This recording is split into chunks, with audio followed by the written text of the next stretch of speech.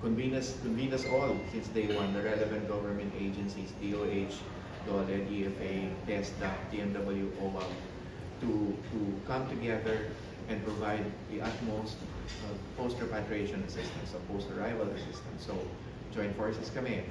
Sabi pa nga ni Pangulo, repasuhin yung financial assistance rates. So, from 50,000, ginawa na natin 75,000 from DMW, 75,000 from OWA, so that's 150,000 financial assistance upon return. And then, of course, there is the DOH sector that goes up with physical and physical checkups upon arrival and psychosocial counseling ready.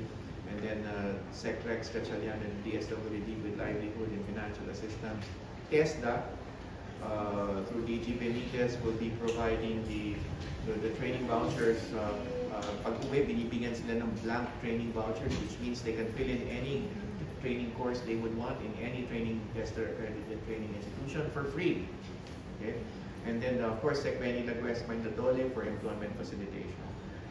We've also partnered with Agriculture, DA, Sec Tico Laurel, and Sec Cristina Frasco for DOT, in case our OFWs would wish to endeavor into agri-related and tourism-related endeavors. So we're ready. We stand ready to help them upon their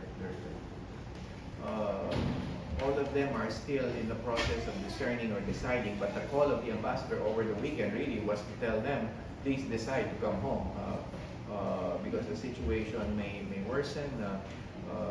There's tension right now in that part of the world, so hopefully, again, the situation doesn't get worse, but in case that there is the call to be repatriated, and then as I said, we're ready with our own crisis management.